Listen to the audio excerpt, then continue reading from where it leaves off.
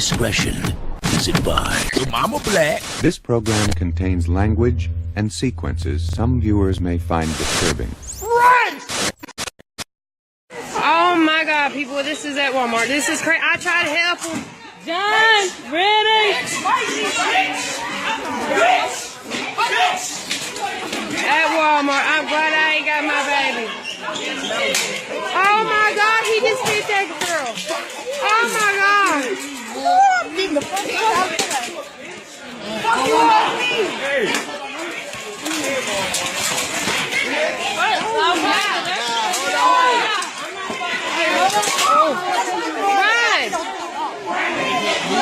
get over here. Get out of this. Get out of this, Bill. Get out of this. Bill, let's do something.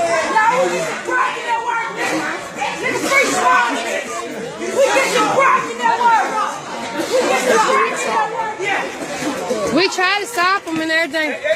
Oh my goodness. I'm trying. Where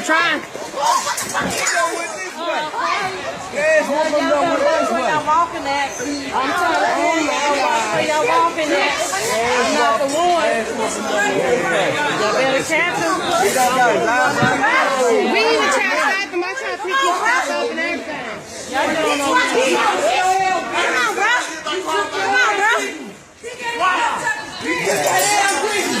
I told you. It's supposed to be a wild day. You took that damn thing.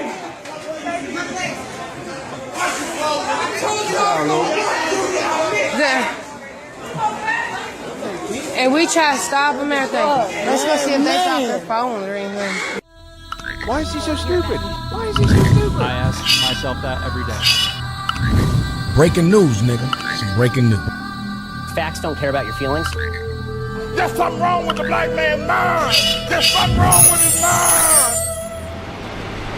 4 lives were taken in Wilson around 1 o'clock Saturday afternoon, just before the holiday. Crazy. It's Christmas Eve, you know, and it's shocking. It's just tragedy, man. It's sad to be on a Christmas Eve like this. Next day, somebody could have, had kids, anything, Wilson County Sheriff's Office says the 4 died after they were all shot on Banks Lane East. People who live in this neighborhood say the area is not used to this type of crime. It's a good area, very good. It's quiet. I mean, you don't hear no bad things going on. Rockingham County deputies are also looking for 2 men who put on ski masks as they shot up a Christmas party early this morning. 7 people were taken to the hospital after that shooting. Sheriff Sam Page says nearly 300 people were at a party at the Madison Moose Lodge when a fight started just after 2 o'clock this morning. Deputies say 2 men then put on ski masks and they just started shooting. Investigators say fortunately everyone hurt should be okay. Deputies are now, though, looking for 2 men who apparently were at the party before the shooting happened. They left in a silver vehicle driven by a woman. Anyone who was at the party, if you have any information on any of these stories, please call police.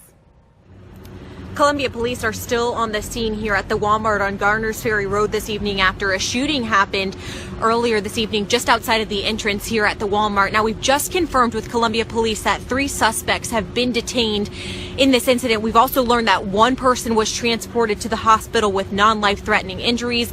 And then Columbia police told us another victim was also transported. She's being looked at after she suffered injuries while she was running outside of the Walmart just as this shooting was happening. We just spoke to witnesses here that were inside shopping for last-minute gifts and last-minute meals for Christmas. They say when those shots rang out here at the Walmart, folks just started running towards the back of the Walmart because the shooting happened here at the front. So, of course, we'll keep you updated as soon as we learn anything more from Columbia Police. Obviously, a very busy night for the Walmart here with all of those last-minute shoppers out and about getting last-minute things. But Columbia Police also tell us tonight they don't think that the public is at any danger right now since they have those 3 suspects detained, and obviously they believe that this was an isolated incident. We'll keep you updated. 5 says she is thankful for her life on this Christmas Eve after a standoff at her North Memphis home last night while her children were inside. Memphis police ended up arresting her own boyfriend. She tells us he hit her multiple times, put a knife to her neck, and threatened to kill her. WMC Action News 5's Kendall Downey has this woman's story of survival. That's how LaToya Howard describes her boyfriend of 4 months, 28-year-old Andrew Diener. Here you see Memphis police taking him into custody last night after a roughly hour-and-a-half-long standoff off Wingate. Today, Howard has a swollen nose, bruises, and other marks. And he took me to my bedroom to hold me hostage. And he put a knife up to my neck and said, "I'm going to kill you and everybody in the house." Howard says she and Diener were in a car near Fraser Boulevard when he hit her. She says she got out and ran, but then ended up back in the car on the way to her home. When she arrived, she tells us she ran for the backyard, hid, and called the police. And he was in the backyard trying to look for me, because I could see him trying to look for me. So I was on the phone trying to talk real low so he couldn't hear me or see me. Howard says she went inside because she thought Diener was gone, but he was in the home along with her 5 kids. He picked up Kavion, and he said, "I'll kill you if you call the police." She claims the standoff ended when one of her children opened a back door, allowing police inside. Preliminary charging information for Diener online shows charges of aggravated kidnapping and domestic assault. I just thank God that me and my family's safe. One day before Christmas, and Howard says she's glad she lived to see it. I feel blessed because I'm alive. In Memphis, Kendall Downing, WMC Action News 5. Attacked with a hammer tonight. We're hearing from the victim of a shocking act that was caught on camera at a Memphis business. WMC Action News 5 investigator Sasha Jones joins us live now with the toll this attack has taken on the man. Sasha? The victim says before he knew it, the man was just hitting him with the hammer. He says his injuries were so severe he had to undergo surgery. He's also missed out on work. Meanwhile, his attacker is still walking the streets.